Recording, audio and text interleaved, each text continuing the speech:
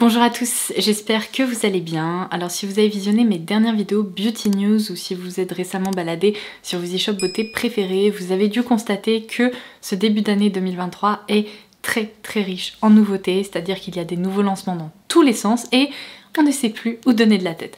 Alors évidemment, il y a certaines de ces nouveautés que vous allez retrouver sur la chaîne, on va les tester ensemble, je vais partager avec vous mes impressions, mon ressenti, etc. Seulement aujourd'hui, je me suis dit que j'allais aller à contre-courant de tout ça en vous parlant de ces nouveautés que je n'achèterai pas. Je vais me concentrer sur ces produits qui ne m'intéressent pas, qui ne m'inspire pas trop ou alors qui ne semble pas me correspondre. J'espère que ça vous inspirera à ne pas craquer sur tout et n'importe quoi. Vous pouvez prendre le temps de réfléchir en vous disant est-ce que ce produit j'en ai vraiment besoin, et puis encore une fois on ne peut pas tout tester donc il faut bien faire des choix. Et aujourd'hui je vais vous parler justement de ces produits que j'ai repérés, mais soit je vais m'auto-dissuader de ne pas les acheter pour X ou Y raison, soit des produits qui voilà, m'inspire pas tellement, donc eh bien écoutez, c'est parti, je prends mes petites notes, mes petites captures d'écran et on commence tout de suite. Alors si vous me connaissez un petit peu, vous savez probablement qu'en matière de marques plus onéreuses, j'aime beaucoup Natasha Denona, mais j'ai l'impression que ça va et ça vient par vagues. Il y a de nombreux produits que j'ai dans ma collection que j'adore et je dirais même que la plupart des produits que j'achète au sein de cette marque, je les adore et je m'en sers, mais de temps en temps, il y a des nouveautés qui franchement ne me font absolument rien.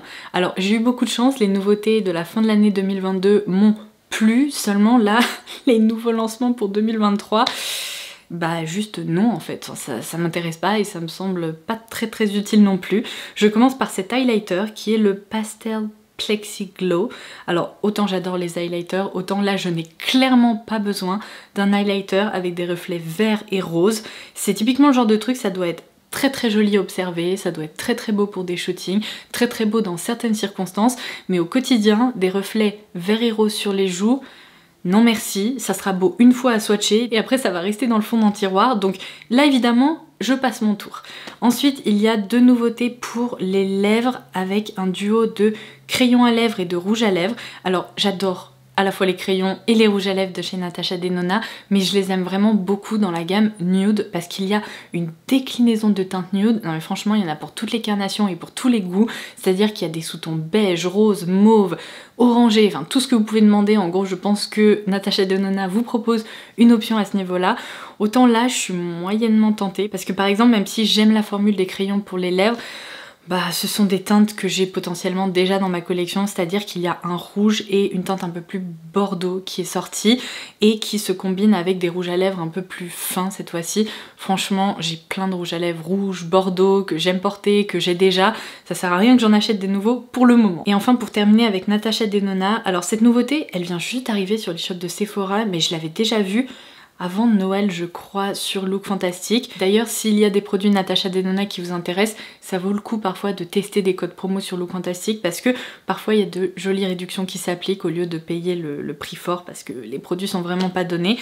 Alors comme je vous le disais, j'aime beaucoup les palettes, seulement là cette mini pastel palette a fait son apparition et c'est pareil, vous me voyez porter cette association de teintes, moi non. Alors franchement pour un maquillage je suis sûre que j'arriverai à en faire quelque chose, que ça pourrait même être plutôt joli. Seulement au quotidien porter du rose bébé avec un bleu et puis après un vert un peu plus pétard et tout, c'est typiquement le genre de palette, je m'en servirai pas suffisamment pour justifier cet achat. Donc on laisse tomber, je l'ai vu, c'est cool, je la laisse de côté et je vais l'observer de loin. Voilà. Alors ensuite je dois vous avouer qu'il y a un truc qui me fascine chez NARS, c'est leur capacité à créer des nouveaux produits dans la gamme Orgasm tous les ans de façon répétitive depuis quoi 7 ou 8 ans, enfin c'est juste un truc de fou. À chaque fois ils nous sortent un nouveau stick, une nouvelle palette, une édition limitée du blush, enfin il y a toujours un truc autour de la teinte Orgasm. Alors je comprends que ce soit leur teinte iconique, celle qui se vend le plus et tout, seulement je dois vous avouer que là j'arrive vraiment un peu à saturation. À vrai dire j'arrivais déjà à saturation il y a 5 ans, mais quand je vois cette palette, la Orgasm Foreplay, en plus il y a vraiment un jeu de mots un petit peu spécial mais on va passer. Non mais cette palette ne m'inspire pas du tout. Alors déjà un highlighter un peu jaune moyen, le bronzer a l'air beaucoup trop foncé pour ma carnation. En fait c'est une palette qui potentiellement pourrait plus plaire à des carnations bien plus foncées que la mienne. Donc là, je comprends pas. D'autant plus que là, je suis en train de regarder la mannequin au niveau des visuels et peut-être même encore plus blanche que moi. Bah non, là pour le coup moi j'aurais plutôt mis en avant cette palette sur une peau noire, ça aurait pu être très très joli, mais bon vous allez me dire après le bronzer il est potentiellement pas suffisamment foncé. Bref, cette palette je la comprends pas, elle m'inspire pas et évidemment je ne craquerai pas. D'ailleurs j'ai pas pris de capture d'écran, mais il y a aussi un stick je crois Orgasm dans un packaging spécial ou je sais pas quoi qui ressort. Bah non, clairement non, j'en peux plus de voir cette teinte, il faut vraiment créer autre chose là en fait. Alors vous savez quoi, puisque je suis lancée sur le terrain des palettes, je vais continuer avec cette thématique. Tout d'abord, celle-ci de chez Tarte dans leur collection Man Eater. Il y a déjà eu d'autres palettes je crois dans cette collection, mais là c'est la version After Dark. Alors c'est une palette un petit peu plus foncée pour créer des smokies, des effets fumés et tout ça. En soi, elle est jolie, elle a l'air grande, elle a l'air assez complète, seulement il faut être réaliste, la combinaison, enfin l'harmonie en fait et la combinaison de teintes qu'on retrouve à l'intérieur, il n'y a rien de sensationnel. Je pense qu'on peut retrouver des équivalents dans d'autres palettes et on peut surtout en retrouver dans les palettes que j'ai à la maison, ça c'est sûr et certain, d'autant plus qu'il y a des sous-tons un peu prunes, un peu mauve et tout, c'est pas ce que je porte le plus non plus. Je ne comprends pas ce que font ce jaune et ce vert en plein milieu, mais pourquoi pas. Après il faut dire que j'ai l'impression vraiment que depuis l'année dernière, il y a un petit peu moins de folie autour des palettes. Il y a quelques années c'était palette à gogo, tout le monde voulait des palettes dans tous les sens et j'ai l'impression que cette dernière année, ce phénomène s'est un petit peu calmé et les fards à paupières mono avec de jolis effets reviennent même en force, donc comme quoi, je sais pas, je trouve ça intéressant, il y a des tendances comme ça, certes c'est un peu cyclique, mais en attendant, ce genre de palette, surtout si vous appréciez le maquillage et que vous avez déjà des palettes à la maison, je suis pas sûre que ça vous tentera non plus, donc bon, je voulais quand même la mentionner. Alors ensuite on passe à cette palette, donc la Moon Garden de chez KVD Vegan Beauty. Alors autant vous dire que si je dois opter pour une nouveauté au sein de cette marque, ça sera définitivement le fond de teint sérum, puisque je vous en ai parlé dans le dernier mini épisode de mes Beauty News. Ce fond de teint baume là dans la gamme Good Apple va être décliné en version fond de teint sérum. J'adore ça, donc j'espère qu'il me plaira. Seulement là, cette palette, bah...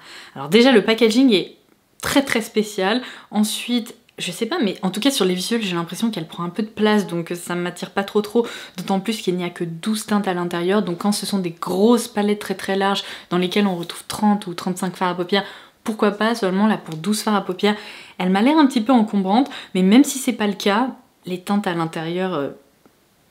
Ça me fait plus rien en fait. Là c'est le genre de truc, vraiment ça m'inspire pas trop. Donc je passe mon tour. Alors ensuite j'ai sous les yeux ce nouveau quad que Guerlain nous propose dans sa collection Ombre G. C'est apparemment la déclinaison Red Orchid. Mais non mais 81 €, mais c'est un truc de fou. C'est encore plus cher que les quads Tom Ford. C'est...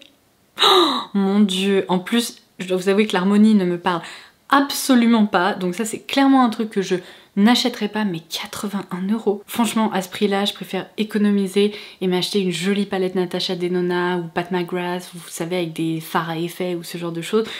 Parce que là, waouh quoi. C'est encore plus cher que les quad Tom Ford, non mais c'est dingue. Ensuite, on revient chez Tarte. Je ne sais pas si on peut vraiment considérer qu'il s'agisse d'une palette, mais ça y ressemble quand même. Il s'agit ici d'un trio d'highlighter, et là vous allez sûrement savoir ce que je vais vous dire.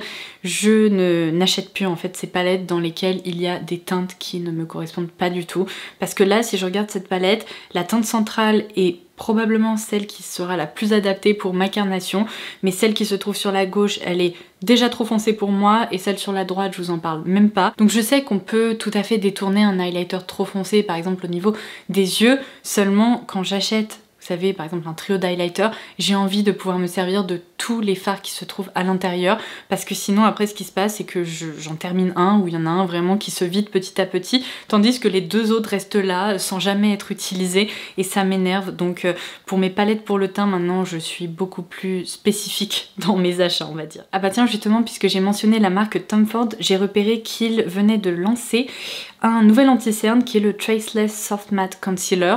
Alors déjà dans ce titre il y a la notion de mat qui ne me correspond pas, j'ai une peau à tendance sèche déshydratée, donc les anti-cernes mat ils ne sont pas trop faits pour moi, mais en plus c'est un anti-cerne en stick alors que je n'utilise presque plus que des highlighters crème ou liquide.